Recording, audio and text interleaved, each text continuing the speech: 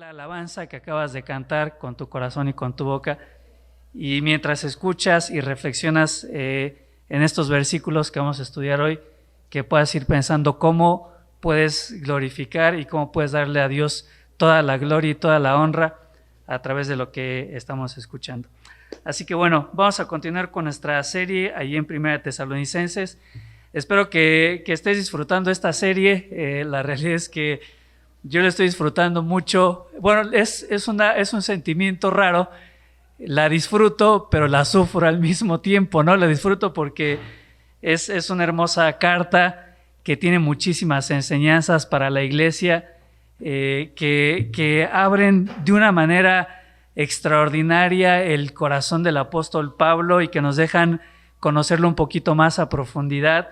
La disfruto porque me ayuda a pensar en esta iglesia e imaginarme esta iglesia tan hermosa, tan especial, corona y gozo del apóstol. Pero por otro lado, bueno, la sufro porque me doy cuenta cuánto me falta, ¿no? Cuánto me falta para ser como el apóstol Pablo al frente de una iglesia. La sufro porque me doy cuenta cuánto me hace falta ser como esta iglesia de los tesalonicenses. El domingo pasado estuve ahí compartiendo la palabra en Sani, pero quería estar aquí también, así que me apuré y llegué todavía a buena parte del mensaje y Dios utilizó a Dani y fue una exhortación, creo que no solo para mí, para todos fue una exhortación de parte de la palabra de Dios. Así que ha sido una serie hasta ahora hermosa, muy hermosa, para disfrutarlo mucho, pero también ha sido una serie muy, muy desafiante, ¿no? Y bueno, espero que hoy no sea la excepción, que puedas salir de este lugar con algo práctico que vas a hacer en tu vida, con ya una idea clara de cómo tendrías que obedecer a Dios y qué cuentas tendrías o qué cuentas tendríamos que ajustar con Dios, ¿no? Pero bueno, hay una frase que se ha acuñado durante los siglos en relación a los padres y los hijos. Es una frase ancestral que yo creo que la mayoría de nosotros conocemos por experiencia y que quizás más de uno de nosotros la hemos, bueno, aquellos que tenemos hijos, más de una vez la hemos escuchado, la hemos utilizado también, ¿no? En aquellas ocasiones cuando el niño o la niña está llorando inconsolablemente y que uno busca las razones o los motivos por los cuales no está llorando, por los cuales está llorando, y por más que le buscas y le das vuelta y el pequeño o la pequeña llora y llora y llora y llora y no hay razón aparente, uno como sabio padre concluye que lo único que el niño está haciendo es un berrinche, ¿no? Así que generalmente la habrás escuchado o la habrás utilizado en más de una ocasión. Cuando te das cuenta que tu hijo está en esa etapa o en ese modo berrinchudo, lo agarras y con todo amor y con toda firmeza le dices, ¿quieres llorar? Pues te voy a dar, ¿y qué decimos a veces? Te voy a dar motivos o te voy a dar razones para que de verdad llores, ¿no? Así que si no tenías los motivos o si no tenías las razones para andar llorando, venían ahí. No sé qué te tocó en tus tiempos, si chancleta, cinturón, cable de plancha o no sé qué.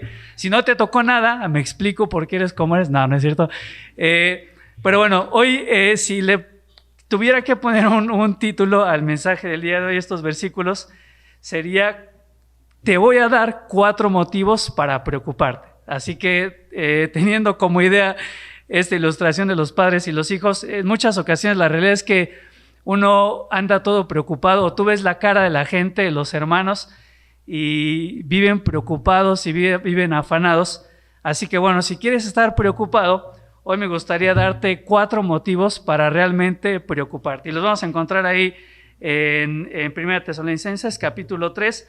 Estuvimos estudiando la semana pasada. Bueno, la realidad es que no sé si yo escuché muchos versículos y escuché mucha palabra de Dios y gracias, no sé qué tanto se profundizó en los versículos, no importa, vamos a darle una leída. Estuvimos estudiando 1 Tesalonicenses capítulo 3, versículos 1 al 8 y hoy estaremos prácticamente terminando este capítulo 3 a partir del versículo 9 hasta el versículo 13. Y te es un pasaje hermoso como todos los pasajes en la Biblia, pero me gustaría darle lectura a estos primeros 8 versículos de 1 Tesalonicenses capítulo 3, y después ya entraríamos al estudio de los últimos versículos, versículos 9 al versículo 13. Dice así entonces 1 Tesalonicenses capítulo 3, a partir del versículo 1, y fíjate, hay una frase que se va a repetir 2 veces en esta porción, ¿no? Dice el apóstol Pablo: por lo cual, no pudiendo soportarlo más,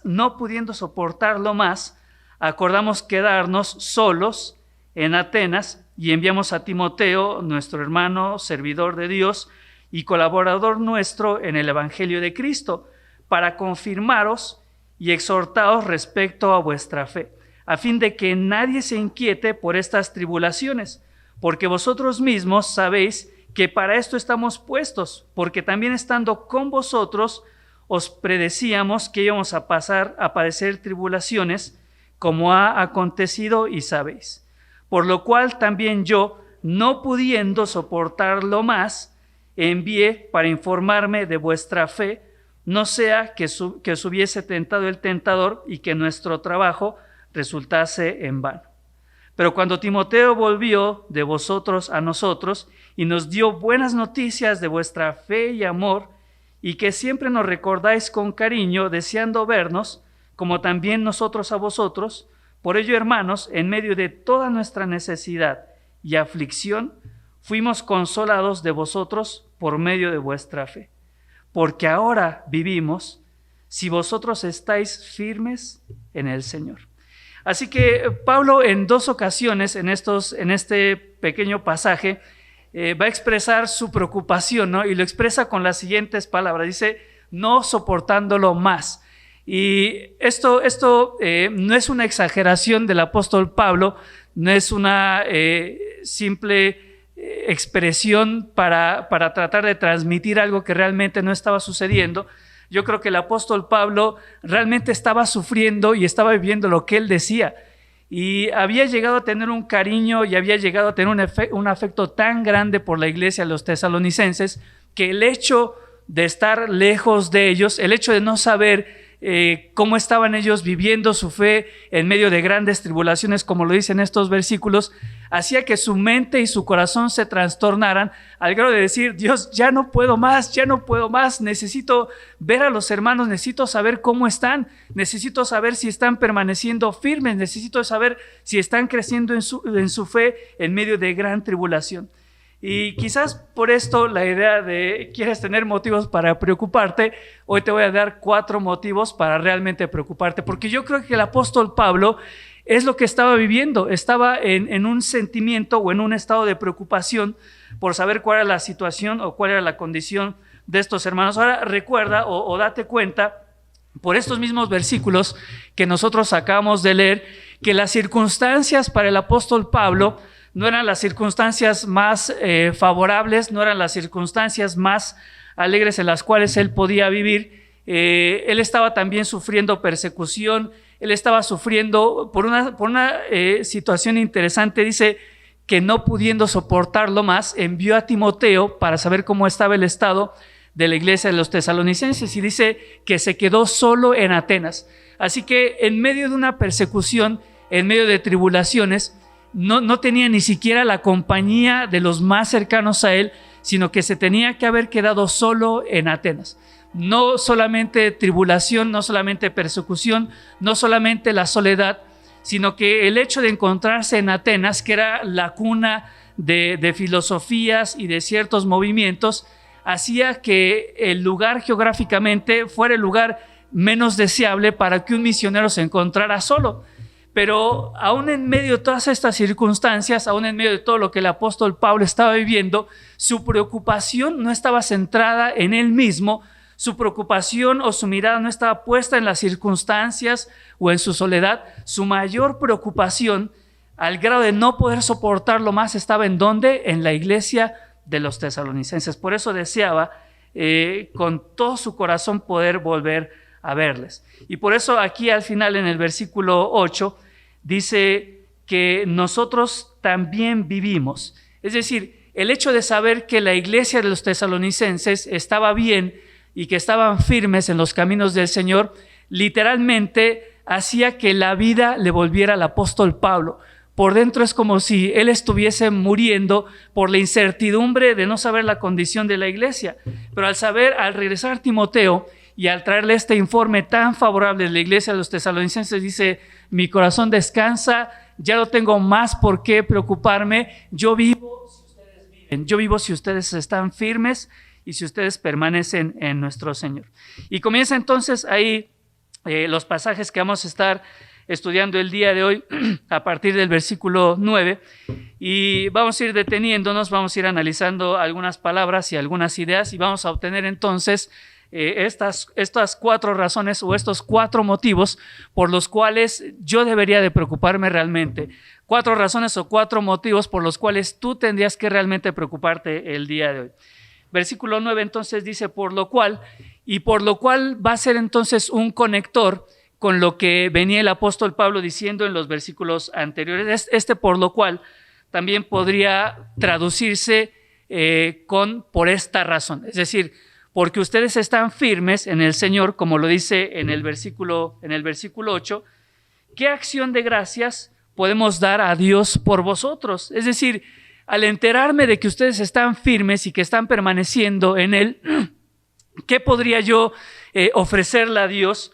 ¿O cómo podría pagar yo a Dios por la condición en la que ustedes viven? Esta frase, ¿qué acción de gracias podremos dar a Dios?, me recuerda mucho a la pregunta que se hace el salmista ahí en el Salmo 116, versículo 12, cuando él mismo, al ver las bondades y al ver la misericordia de Dios, dice: ¿qué pagará Jehová por todos sus beneficios para conmigo? ¿Qué pagará Jehová por todos sus beneficios para conmigo? Y es una expresión hermosa del corazón del apóstol Pablo. ¿Te das cuenta? Él sabía que los tesalonicenses, a pesar de las circunstancias que ellos vivían, estaban firmes en los caminos del Señor, y se gozaba de tal manera que decía: es que no hay forma en la que yo pueda pagarle a Dios por la firmeza que ustedes tienen. Y fíjate la expresión que utiliza: ¿qué acción de gracias podremos dar a Dios por vosotros, por todo este gozo con que nos gozamos a causa de vosotros delante de Dios? Por todo este gozo con que nos gozamos. Y generalmente cuando tú ves una frase o cuando tú ves una idea repetida en la palabra de Dios, es porque Dios quiere hacer especialmente un énfasis en ella. Así que nos hace dimensionar con qué gozo tan grande se gozaba el apóstol Pablo. Y mira, ¿cuál sería el primer motivo por lo cual deberíamos nosotros de preocuparnos como iglesia? ¿Cuál sería el primer motivo por el cual realmente tenías que estar preocupado como iglesia? Pues es justamente lo que expresa el apóstol Pablo acá.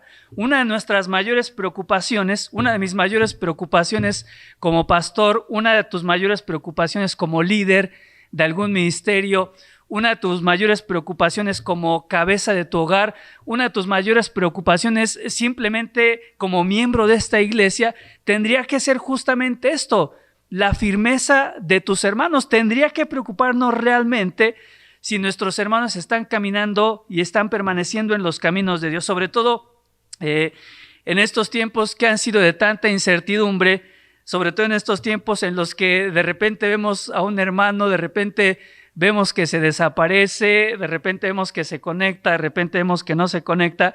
En medio de tanta incertidumbre, querido hermano, tendríamos que dejar quizás de ver nuestras circunstancias, de pensar solamente en nosotros y comenzar a de corazón preocuparnos más porque el resto de nosotros, el cuerpo de Cristo, estemos firmes y estemos permaneciendo en los caminos de Dios. ¿Ves? Esta preocupación le quitaba el sueño y le quitaba la tranquilidad al apóstol Pablo. Él decía: ya no puedo más, yo necesito saber con toda urgencia, mi corazón anhela saber si mis hermanos están firmes. Debemos preocuparnos por la firmeza de nuestros hermanos. Y sabes, aquí el apóstol Pablo, te digo, no gozaba de las mejores circunstancias, no estaba viviendo quizás en los mejores tiempos, en medio de tribulación, en medio de persecución, pero podemos ver en el corazón del apóstol Pablo un corazón que no manifestaba egoísmo, que en vez de tener la mirada y en vez de tener una preocupación solo en sí, solamente en lo que él estaba viviendo, más bien se preocupaba por los demás. No solamente no tenía un corazón egoísta, sino que no tenía un corazón indiferente. No era para él indiferente saber que los hermanos estaban viviendo las circunstancias que estaban viviendo. No tenía un corazón egoísta, no tenía un corazón indiferente, no tenía un corazón insensible a las necesidades de los demás, ¿no? Y yo leí estos versículos, leí este versículo en específico, y sabes, muchas veces la realidad es que mi corazón no es como el corazón del apóstol Pablo. Y muchas veces estoy más preocupado por las cosas que yo estoy viviendo, por mis propias pruebas, por mis propias aflicciones, por mis propias tribulaciones, que estar realmente preocupado por la firmeza y por la permanencia de cada uno de nosotros. Sabes, si yo te preguntara en este tiempo, en estos 15 meses más de pandemia, ¿cuál ha sido la preocupación o cuáles han sido las preocupaciones que más han ocupado tu corazón y que más han ocupado tu mente? Durante todo este tiempo de pandemia, ¿qué tanto realmente ha estado en tu corazón y en tu mente preocuparte por cómo está el resto de la congregación? Preocuparte por aquel que quizá no ha venido, preocuparte por aquel que quizá no se ha conectado. ¿Podrías delante de Dios expresar lo que el apóstol Pablo expresaba diciendo es que ya no puedo más?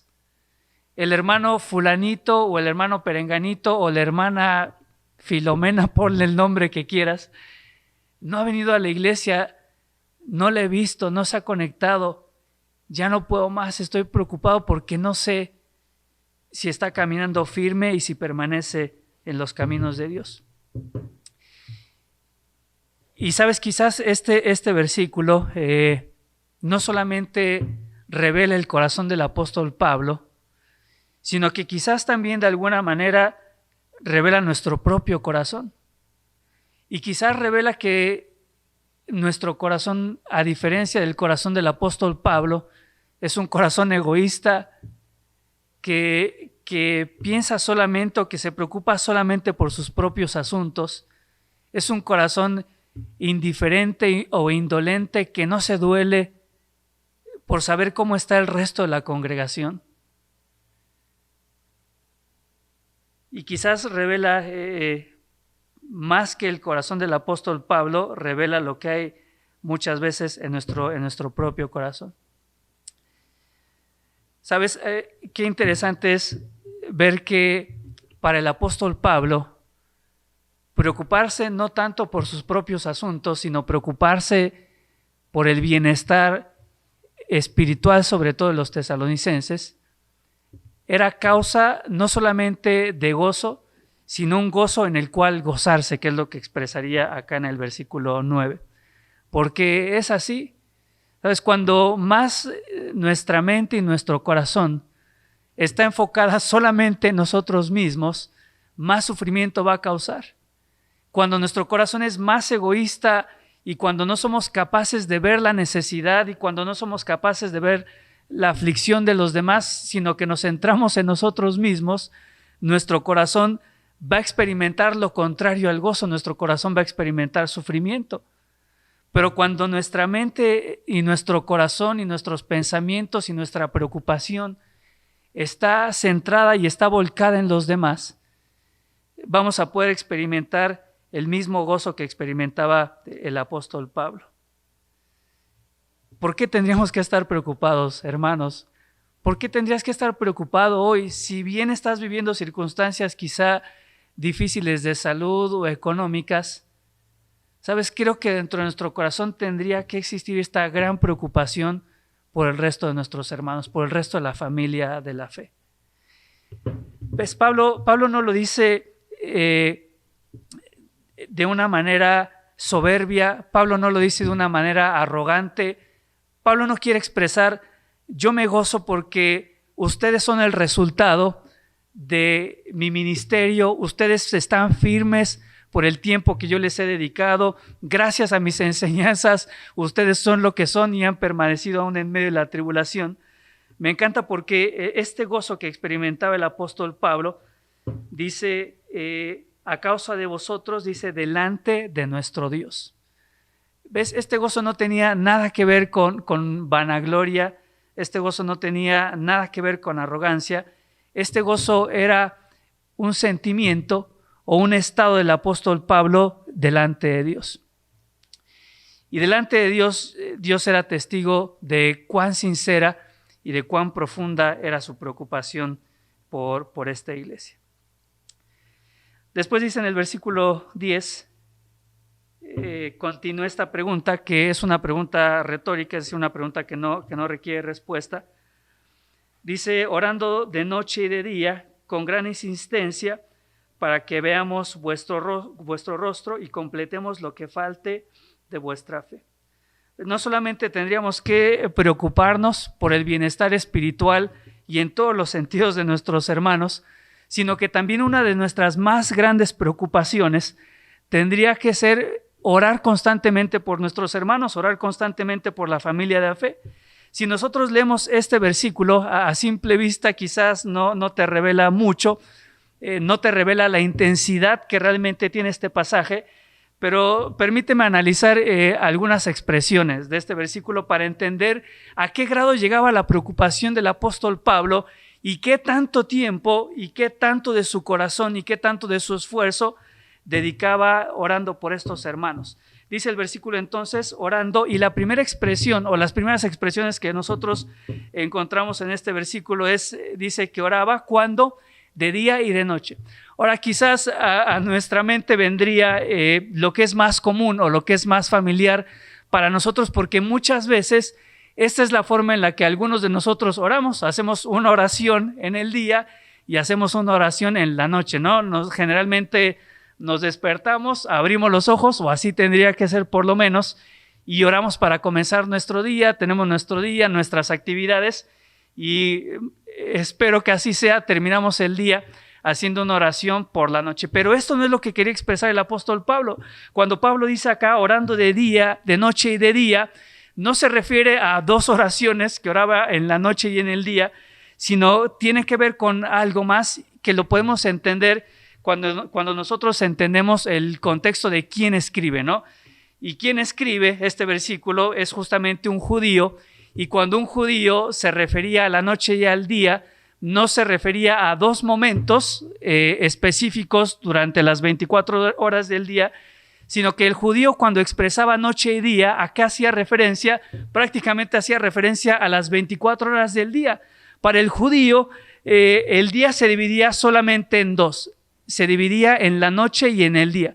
Para el judío, la noche comenzaba en el atardecer y terminaba cuando el sol comenzaba a salir. Es decir, para el judío la noche sería de aproximadamente 6 de la tarde, cuando comenzaba a atardecer, cuando el sol se comenzaba a poner, y la noche terminaba ¿cuándo? Aproximadamente a las 6 de la mañana, cuando el sol nuevamente comenzaba a salir.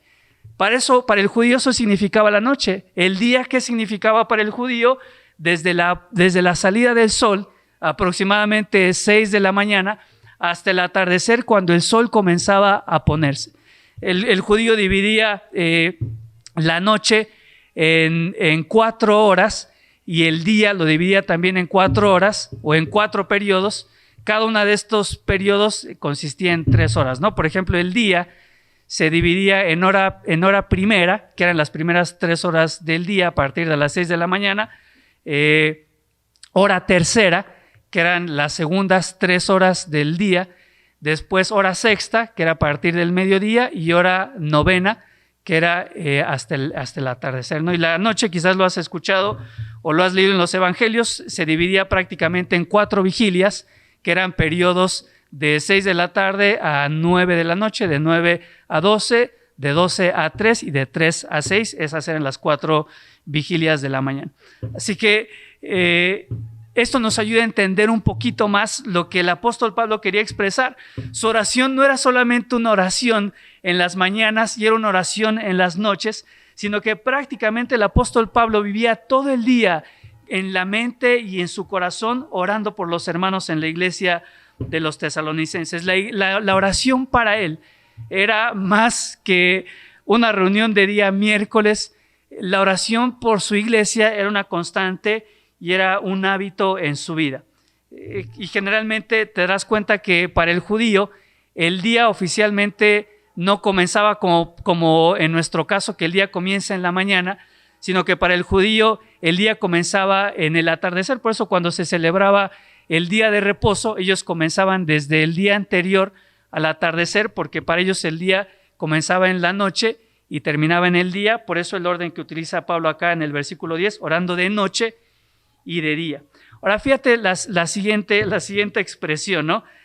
Con esto sería suficiente, suficiente para entender la preocupación que tenía el apóstol Pablo por orar por su iglesia.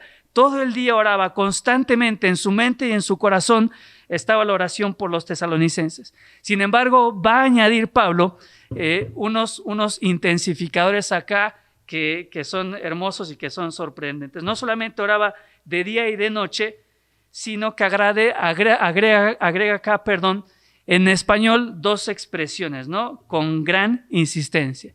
¿Ves? Si Pablo dijera solamente orando de noche y día, sería suficiente. Pero añade orando de noche y de día con insistencia. No solamente orando de noche y de día con insistencia, sino dice orando de noche, de día, con gran insistencia. Y, ¿sabes? Quizá la oración es tan importante y quizás muchas veces no la dimensionamos o no pensamos en ella. Pero un escritor escribía la siguiente frase, ¿no? Decía, tal vez nunca sepamos de cuántos errores y pecados nos hemos librado y cuántas tentaciones hemos conquistado simplemente por alguien que ha orado por nosotros. ¿Sabes? El hecho a lo mejor de que tú estés el día de hoy acá, el hecho de que probablemente tú estés sirviendo, el hecho de que hayas conquistado o hayas vencido alguna tentación en tu vida, ni siquiera es el resultado o el producto de tus propios esfuerzos o de tu propia voluntad o de tus buenas intenciones. Quizás hoy estás acá por las oraciones que personas fieles han hecho por ti. Quizás hoy sirves no por tus capacidades o por tus talentos o por tu decisión, sino porque alguien ha estado orando fielmente para que tú puedas servir a Dios. Quizás has vencido una tentación o quizás has atravesado victoriosamente una prueba, no por tu capacidad o por tu espiritualidad, sino por gente que detrás de ti, quizás aún sin saberlo, ha estado orando por ti. Quizás hoy estás acá y hoy eres el resultado de un grupo de creyentes que fielmente durante toda la pandemia se han estado reuniendo todos los miércoles sin parar y han estado orando por ti. Nunca sabremos de cuántas tentaciones o cuántas pruebas o de cuántas cosas nos ha librado Dios por las oraciones de alguien más. Y yo creo que esto el apóstol Pablo lo tenía sumamente claro. Y yo creo que la mayoría de la vida privada del apóstol Pablo, ¿a qué se dedicaba? A la oración. Orar constantemente, noche y día, con gran insistencia por las iglesias. En este caso, por la iglesia de los tesalonicenses. Se cuenta la historia de una mujer que recibió a Cristo y por sus ocupaciones y por su trabajo, ella sufría porque decía, no tengo tiempo para involucrarme o hacer mucho a favor de otros en la iglesia. Y dice que la historia que lo que esta señora hacía o esta creyente hacía, cuando llegaba a su casa cansada de una larga jornada, dice que agarraba el periódico y en el periódico leía la sección de los nacimientos en el pueblo.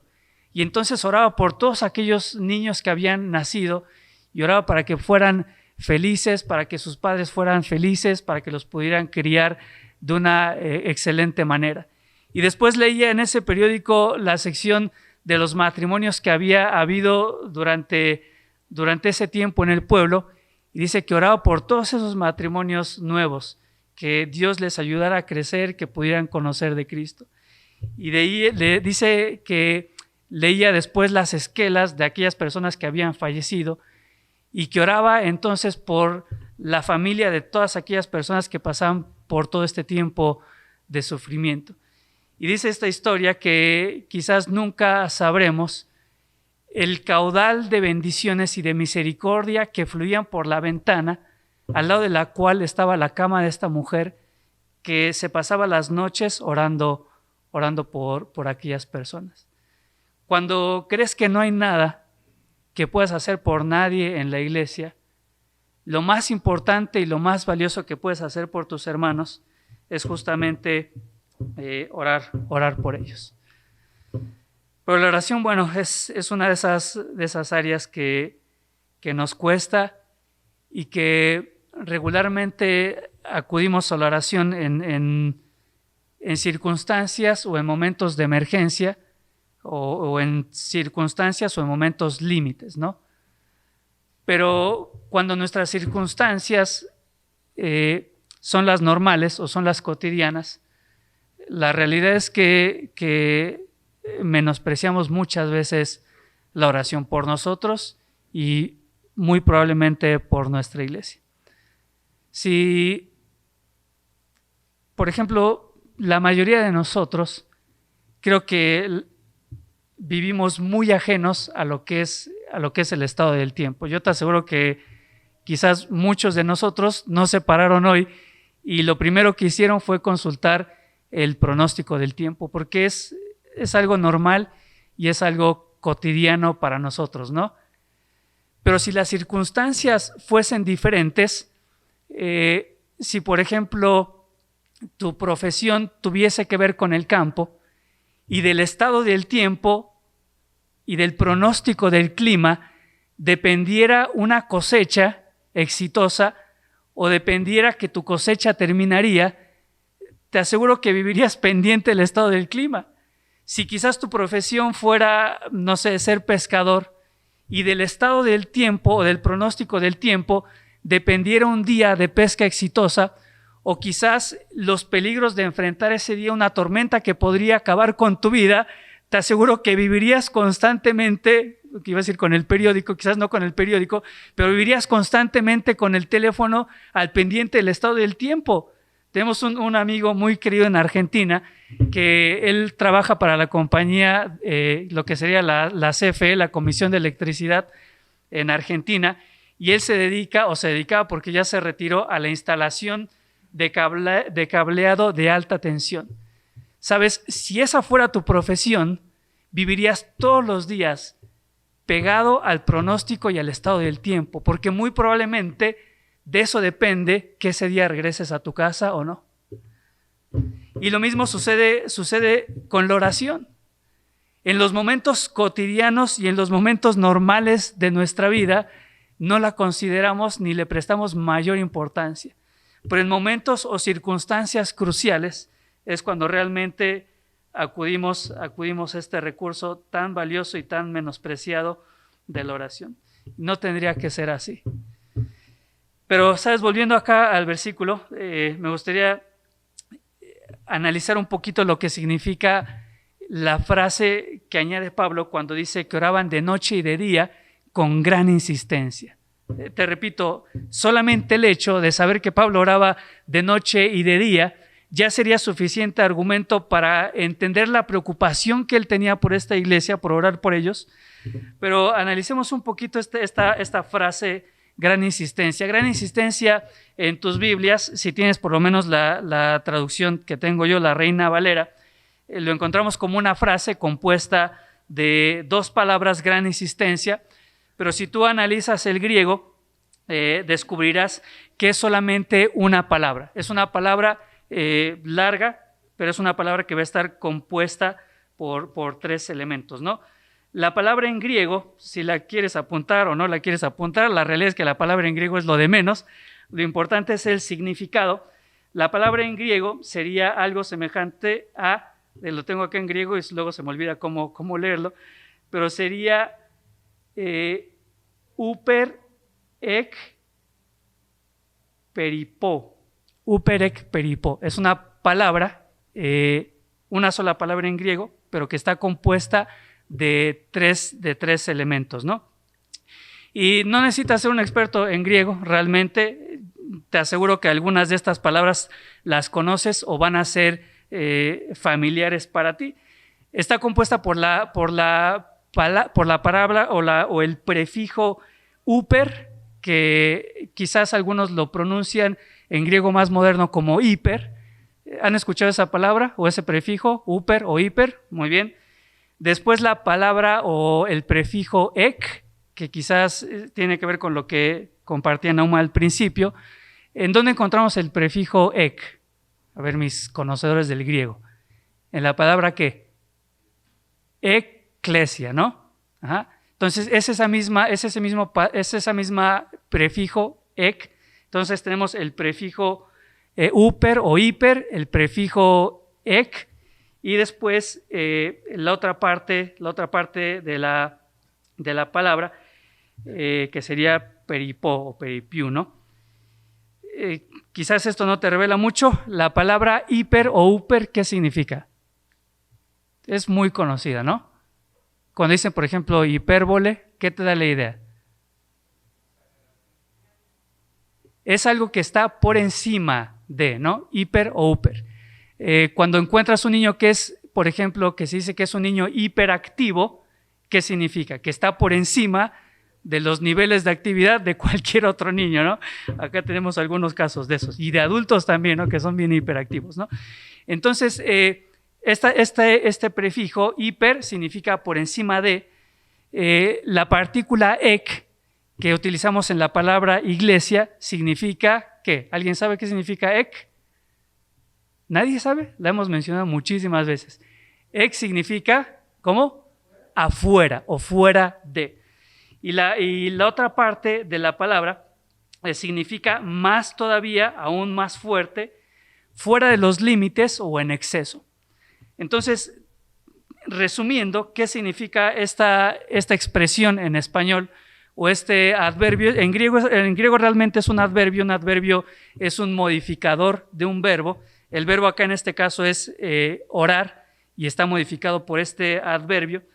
Entonces, el prefijo huper significa más allá o mayor que, es decir, Pablo oraba mucho más allá o mayor que. El prefijo ek significa fuera de, es decir, oraba fuera de lo que significa más allá de. Y la siguiente parte de la palabra, te repito, significa más todavía, aún más fuerte, fuera de los límites o en exceso. Así que en esta palabra, que solamente pudo ser traducida en nuestro castellano como gran insistencia, tiene una idea de que Pablo, si pensáramos en una persona normal y común, Pablo estaría orando más allá de lo que una persona comúnmente ora, por encima de lo que una persona regularmente ora, y de una manera que va fuera de los límites o exageradamente más allá de lo que una persona puede quizás llegar a orar, ¿no? Tristemente nosotros podríamos decir, o en mi caso, no quiero generalizar, tristemente podría yo decir de mí que lloro mucho más allá, por encima y exageradamente más allá de los límites de lo que cualquier otra persona podría jamás llegar a orar. ¿Ves? El versículo quizás por sí no te dice tanto, pero cuando entendemos la magnitud de la oración del apóstol Pablo, oraba toda la noche, oraba todo el día, oraba por encima de lo que cualquier otra persona oraba mucho más allá de lo que cualquier persona oraba de una manera que iba más allá de cualquier límite y oraba en exceso. Nos ayuda a entender la preocupación tan grande que tenía el apóstol Pablo por la iglesia de los tesalonicenses. Si tuviéramos de qué preocuparnos, querido hermano, tendríamos que preocuparnos porque nuestros hermanos estén caminando en firmeza, que estén permaneciendo en Dios. Si hay algo de lo cual tendríamos que preocuparnos y que tendría que ocupar nuestro corazón y nuestra mente, tendría que ser orar constantemente por nuestros hermanos. ¿Cuál era su oración? Dice ahí en el versículo 10, no por su salud, no por su trabajo, no porque pudieran comprar una nueva casa, un nuevo auto, no por situaciones quizá terrenales o efímeras, La oración del apóstol Pablo iba en este sentido: para que veamos vuestro rostro. Y este es un versículo pro cultos presenciales. ¿Ves? Pablo desde aquellos entonces entendía que no era lo mismo escribir una carta, que no era lo mismo conectarse por Zoom, que estar presencialmente viendo el rostro de sus hermanos, ¿no? Así que no es invento de la IBM, no cerramos Zoom por malos y villanos. Es por esto, no hay nada como lo presencial, no hay nada como estar cara a cara frente a nuestros hermanos. Entonces oraba de esta manera, exageradamente fuera de los límites, para poder volver a ver su rostro, estar presencialmente con ellos. Y oraba también para que pudiesen completar lo que faltaba de vuestra fe. Pablo quería a toda costa volver a verlos, volver a estar presencialmente con ellos, y oraba para poder completar lo que hacía falta de la fe de estos tesalonicenses. Ahora tú puedes decir, oye, pero no que la iglesia de los tesalonicenses era una iglesia ejemplar y que Pablo no tenía reproches o no tenía reprimendas para con ellos. Entonces, acá, ¿qué está sucediendo? ¿Acaso Pablo está quejándose de que esta era una iglesia inmadura? ¿Pablo está criticándoles porque su fe estaba incompleta? No tiene realmente que ver con ese concepto, ¿no? No era una exhortación, no era una reprensión. Más bien, más que una reprensión, lo que estaba haciendo el apóstol Pablo acá era reconociendo una realidad en la iglesia de los tesalonicenses, pero reconociendo también una realidad en su propia vida y reconociendo una realidad que es también parte de nuestra propia vida. Fíjate, el mismo apóstol Pablo lo decía ahí en Filipenses capítulo 3, versículos 12 al 14, dice: no que lo haya alcanzado ya, ni que ya sea perfecto. Es esta misma idea. Pablo decía: yo quiero volver a verles, yo quiero estar delante de su presencia, ver su rostro cara a cara, para completar lo que falta de su fe. ¿Por qué? Porque no es que lo haya alcanzado ya ni que sea perfecto, sino que prosigo por ver si logro hacer aquello por lo cual fui también nacido por Cristo Jesús. Dice Pablo: hermanos, yo mismo no pretendo haberlo ya alcanzado, pero una cosa hago, olvidando ciertamente lo que queda atrás y extendiéndome lo que está delante, prosigo a la meta, al premio del supremo llamamiento de Dios en Cristo Jesús. El mismo apóstol Pablo, él entendía y él reconocía que su fe no era perfecta, sino más bien perfectible. Era sujeta a seguirse perfeccionando, y que la fe de los tesalonicenses también era una fe que había permanecido firme, que habían sido estables en los caminos de Dios a pesar de la persecución, a pesar de la tribulación, pero seguía siendo una fe digna de ser perfeccionada, sujeta a ser perfeccionada. Dice también el apóstol Pablo en Efesios capítulo 4, versículo 3, hasta que todos lleguemos a la unidad de la fe y del conocimiento del Hijo de Dios, a un varón perfecto, a la medida de la estatura de la plenitud de Cristo. ¿Ves? El apóstol Pablo estaba también en este camino en el cual él reconocía que su fe tenía que ser perfeccionada. Y el mismo apóstol Pablo entendía que la iglesia de los tesalonicenses, si bien habían permanecido firmes en medio de circunstancias tan adversas, él entendía que la fe de los tesalonicenses no estaba completa, no era perfecta, sino que estaba en este proceso de seguir siendo perfeccionada. Hebreos capítulo 12, versículos 1 y 2 dice: por tanto nosotros también, teniendo en derredor nuestro tan grande nube de testigos, despojémonos de todo peso y del pecado que nos asedia, y corramos con paciencia la carrera que tenemos por delante, puestos los ojos en Jesús, el autor y consumador de nuestra fe. Es decir, aquel que va a perfeccionar esta fe que todavía no es perfecta. Uno de los versículos que memoricé al poco tiempo de haber conocido de Cristo, es un versículo que quizás conoces también, y que sobre todo en momentos difíciles de mi fe, o en momentos cuando siento que mi fe es la fe más imperfecta de todo Querétaro y de todo el mundo, dice ahí Filipenses 1:6, dice: estando persuadido de esto, que el que comenzó la buena obra en vosotros, que dice, la perfeccionará hasta el día de Jesucristo. Así que Pablo estaba en este camino, la iglesia de los tesalonicenses estaban justamente en este camino en el cual su fe tenía que ser completada o tenía que ser perfeccionada. Y sabes, tú y yo estamos exactamente en el mismo camino.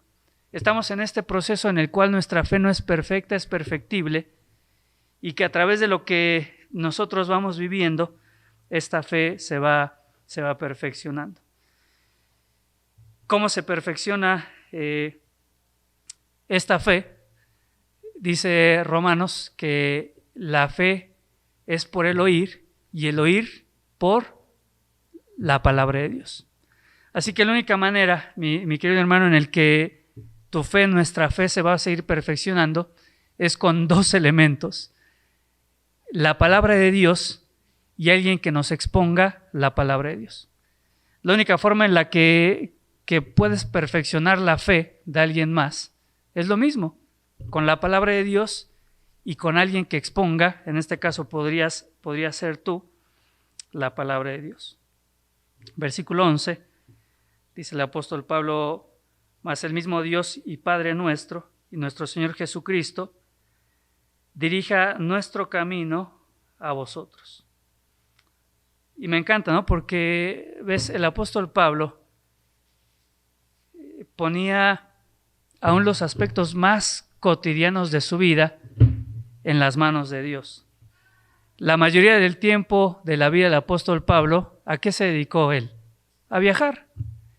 Algo que era tan cotidiano para él como viajar, él lo ponía delante de Dios en oración. Mas el mismo Dios y Padre nuestro y nuestro Señor Jesucristo dirija nuestro camino. Y volvemos al tema quizás un poco de la oración, ¿no? Quizás en circunstancias límite de nuestra vida, en emergencias, en situaciones adversas es cuando recurrimos a Dios, pero en las situaciones más cotidianas de nuestra vida dejamos a Dios de un lado. ¿Sabes? La persona que comienza el día sin poner su camino delante de Dios, el creyente que comienza el día sin decirle a Dios: Dios, dirige mi camino el día de hoy, es un creyente que está diciéndole sin palabras, pero con actitudes. Es un creyente que le está diciendo a Dios: Dios, yo puedo arreglármela hoy.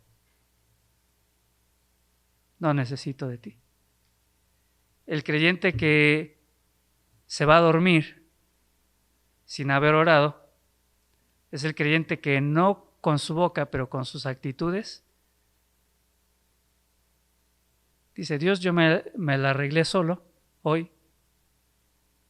Lo que sucedió, consecuencias buenas y malas, es consecuencia de lo que yo hice.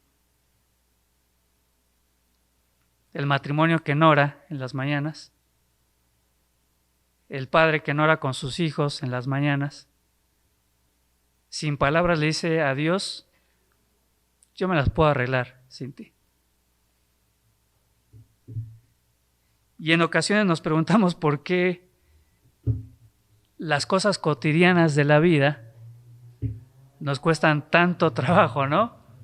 Y piensa en las cosas cotidianas, relación matrimonial es cotidiano, las labores de la casa son cotidianas, el trabajo es cotidiano, la relación con tus padres es cotidiana, la relación con tus hijos es cotidiana. A veces nos preguntamos por qué estas cosas cotidianas de la vida nos cuestan tanto.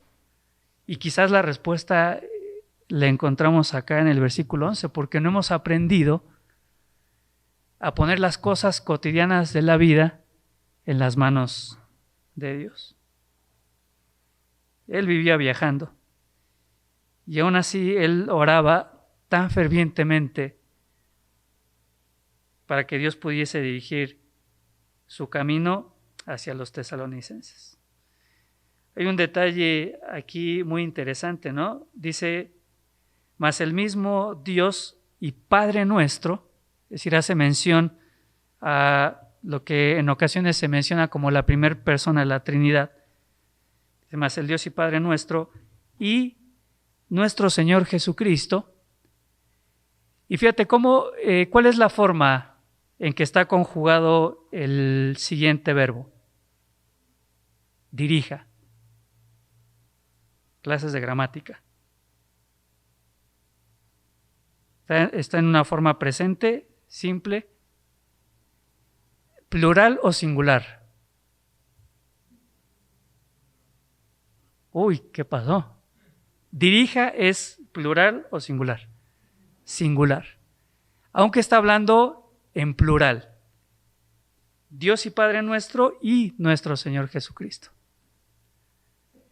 Y sabes, estos detalles, por eso es tan hermoso y tan importante el análisis textual de las palabras, porque la forma en la que está conjugado este verbo está afirmando la deidad de Jesucristo. Está confirmando algo que no está escrito en la Biblia literalmente, que es la Trinidad, pero este verbo tan simple y la forma en la que está presentado fundamenta la doctrina de la Trinidad. Jesucristo, él mismo como Dios. Nosotros diríamos, salimos por ejemplo de viaje, vamos en caravana y decimos los dos autos de adelante vamos a irles dirigiendo y hablamos en plural, ¿no? Pero acá dice el mismo Dios y Padre nuestro y nuestro Señor Jesucristo, Él dirija nuestro camino a vosotros. Así que un detalle muy, muy interesante, ¿no? Así que bueno, a Pablo no le pasaba esto, él aún los asuntos más cotidianos de su vida los ponía siempre delante de Dios, por más cotidianos y normales que pudiesen parecer. ¿Quieres estar preocupado por algo, querido hermano, querida hermana? Tenemos que preocuparnos porque nuestros hermanos estén firmes y que estén permaneciendo en Dios. ¿Quieres preocuparte por algo? Preocúpate por orar por tus hermanos. Quizá no de la misma forma en la que lo hacía el apóstol Pablo, pero preocúpate por orar por ellos. Versículo 12, y el Señor os haga crecer y abundar en amor unos para con otros y para con todos, como también lo hacemos nosotros para con vosotros. ¿De qué otra razón o qué otro motivo tendríamos para preocuparnos por nuestros hermanos? Pues justamente lo que dice aquí el versículo 12, ¿no? Porque nuestros hermanos estén creciendo y abundando en amor unos para con otros y para con todos. No, creo que es un pasaje sencillo y claro. Solamente a destacar acá que el crecimiento no es algo que nosotros podemos producir por nuestro propio esfuerzo, sino que es algo, como dice Pablo, que el Señor tiene que producir en nosotros. No tenemos que preocuparnos por crecer, tenemos que preocuparnos por permanecer en Dios, por permanecer firmes, y Dios se encargará de dar el crecimiento. El día miércoles Alfred y Gaby nos compartieron una reflexión acerca de Juan, de la ilustración de la vid, y es justamente esta idea, ¿no? Mi preocupación tiene que ser por permanecer pegado a la vid, y naturalmente el crecimiento es algo de lo cual el Señor se va a encargar. El Señor os haga crecer y abundar en amor unos para con otros y para con todos, como también lo hacemos nosotros para con vosotros. Nos tenemos que preocupar por la firmeza de nuestros hermanos, tenemos que preocuparnos por orar por nuestros hermanos, tenemos que preocuparnos porque nuestros hermanos estén creciendo. Y finalmente en el versículo 13, una de nuestras más grandes preocupaciones tendría que ser la santidad de nuestros hermanos. Dice así, como parte de esta oración que hacía el apóstol Pablo, dice, para que sean afirmados vuestros corazones, irreprensibles en santidad delante de Dios nuestro Padre, en la venida de nuestro Señor Jesucristo con todos sus santos. Termina el apóstol Pablo, con este capítulo, con este versículo, haciendo una mención a la venida o al retorno de nuestro Señor Jesucristo. Dato interesante, lee cada uno de los capítulos y te vas a dar cuenta que cada uno de los capítulos de esta primera carta a los tesalonicenses, Pablo va a cerrar todos los capítulos haciendo alguna referencia a la venida de nuestro Señor Jesucristo. En este caso dice con todos sus santos. Esta parte con todos sus santos, esta expresión es utilizada en dos sentidos. En muchos versículos en el Antiguo Testamento, cuando se refiere a los santos de Dios, se refiere a los ángeles, y en algunos pasajes también del Nuevo Testamento, como Mateo 16, 27 o 25, 31, Marcos 8, 38, se refiere a todos los santos como los ángeles de Dios. Pero en otras ocasiones, con todos los santos, va a referirse no a los ángeles, sino a todos aquellos creyentes en Cristo que Dios los ve posicionalmente como santos. Por el contexto de la carta, nosotros podemos entender o interpretar que Pablo se estaba refiriendo a la venida de nuestro Señor Jesucristo, acompañado de todos aquellos creyentes que habían muerto antes justamente del retorno de Cristo. Si recuerdas, una de las preocupaciones de estos tesalonicenses en medio de toda esta persecución y sufrimiento, uno de sus más grandes temores y sus preocupaciones era qué va a pasar con nuestros familiares que por causa de la persecución han muerto por causa de Cristo.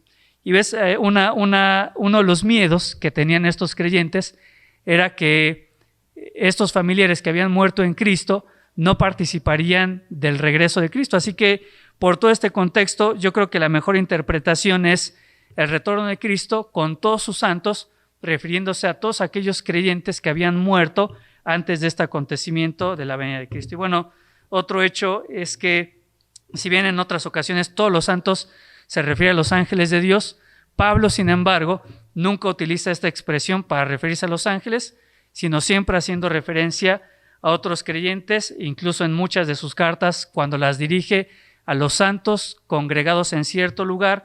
Si tú lees 2 Tesalonicenses 1:10, 1 Tesalonicenses 4:14 al 16, que lo vamos a estudiar más adelante, Pablo siempre hace referencia a otros creyentes cuando utiliza esta expresión a todos los santos, ¿no? Pero bueno, termina Pablo su oración, termina este capítulo, cierra este capítulo orando por todos los santos, y de esta manera hermosa, ¿no? Orando para que sean afirmados sus corazones irreprensibles en santidad delante de Dios. Efesios 5:27 dice: a fin de presentarla a sí mismo, es decir, Cristo, presentar a la iglesia, una iglesia gloriosa que no tuviese mancha, ni arruga, ni cosa semejante, sino que fuese santa y sin mancha. Y sabes, me encanta porque Dios no está esperando de nosotros perfección. Pablo no ora por perfección en los creyentes de Tesalónica, ora porque sean creyentes irreprensibles. Y es muy diferente ser un creyente perfecto a ser un creyente irreprensible. Un creyente perfecto sería un creyente impecable, es decir, que nunca peca. Un creyente irreprensible es aquel creyente que peca, que sí que peca, pero que procura por todos los medios posibles no tener de dónde ser reprendido. O que aunque peca, procura con todos los medios posibles mantener sus vestiduras sin arruga, sin mancha y sin cosa semejante. Y sabes, Dios no espera tampoco de ti la perfección. Por el contrario, Dios espera de ti y Dios espera de mí la imperfección. Dios espera de ti y espera de mí que vamos a seguir pecando, pero que vamos a tratar, cueste lo que cueste, de mantenernos irreprensibles o de mantener esta iglesia o esta vestidura sin mancha, sin arruga y sin cosa semejante cuando nos presentemos delante de Él. Me gustaría terminar este tiempo orando, pero me gustaría pedirte algo, me gustaría pedirte que te pongas de pie y que terminemos este tiempo de una manera práctica. Me gustaría que puedas buscar a alguien ahí a tu lado, delante de ti, detrás de ti, de preferencia que no sea tu pareja o que no sea un familiar, porque yo supongo que o esperaría que esto sea algo que constantemente hagas con tu pareja o con tus familiares. Si lo dejo para después, probablemente no lo hagamos, pero yo creo que no hay manera más práctica de terminar este tiempo que orando los unos por los otros. ¿Orar qué? Pues justamente lo que oraba el apóstol Pablo, que el Señor nos haga crecer y abundar en amor unos para con los otros, que podamos ser afirmados en nuestros corazones, que podamos ser irreprensibles en santidad delante de Dios, nuestro Padre, para el momento en el que Él venga. Así que busca una pareja y me gustaría pedirte otra cosa más. Busca una pareja ahí. Los motivos de oración son esos. Yo sé que puede haber muchísimos motivos de oración, pero creo que lo más importante es orar esto, porque podamos crecer, porque podamos abundar en amor, porque nuestros corazones sean afirmados, para que podamos ser irreprensibles y para que podamos ser hallados en santidad cuando Él venga. Y me gustaría pedirte un favor más como aplicación práctica. Si no nos estamos preocupando por el que hoy no está aquí, es porque quizás en nuestro corazón hay egoísmo, indiferencia, y porque estamos pensando y preocupándonos solo por nuestras propias cosas. Así que me gustaría pedirte que juntos ahí donde están, piensen en alguien que hoy no está aquí, que a lo mejor que hoy no vino, o que no ha estado viniendo, o que no se ha conectado, y que de corazón te preocupes, como lo hacía el apóstol Pablo, que tu corazón llegue al punto de decir, como él decía, no puedo más, necesito saber cómo está este hermano, y que ores por él o ella, por nombre, los mismos motivos, para que pueda crecer, para que pueda abundar en amor, para que su corazón pueda ser afirmado, para que pueda vivir irreprensible y para que pueda vivir en santidad. Así que bueno, oremos los unos por los otros y ora por alguien que hoy no está acá y por el cual tendríamos nosotros que preocuparnos. Vamos a terminar orando. Querido Dios, en medio de tantas situaciones, en medio de tantas cosas que cada uno de nosotros puede estar viviendo, circunstancias quizá favorables, pero también circunstancias no favorables, en medio del dolor, de la enfermedad, de la incertidumbre, en medio de tantas preocupaciones. Dios, te ruego que formes en cada uno de nosotros el mismo corazón del apóstol Pablo, que hacía a un lado su propio ser, que hacía a un lado las cosas que él vivía, y su mayor preocupación era sus hermanos, era tu iglesia. Que dentro de nuestras preocupaciones, Dios, nuestra mayor preocupación sea la firmeza de cada uno de nuestros hermanos. Que dentro de nuestras mayores preocupaciones nos preocupemos por orar con la intensidad que lo hacía el apóstol Pablo, de noche, de día, por encima, más allá y exageradamente de los límites como lo hacía él. Que en medio de nuestras preocupaciones nos preocupemos por el crecimiento de nuestros hermanos, que nos preocupemos por la santidad los unos de los otros.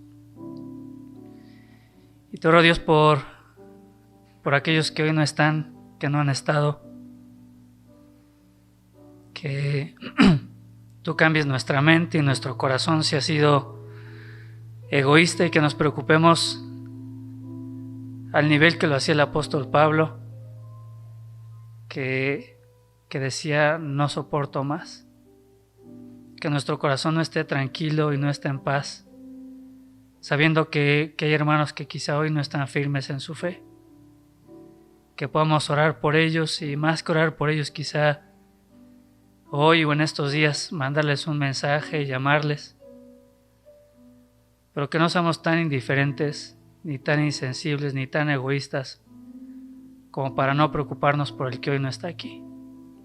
Dios, gracias por tu palabra.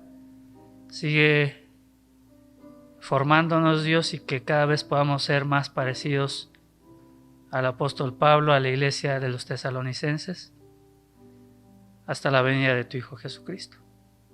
Oramos en su nombre. Amén.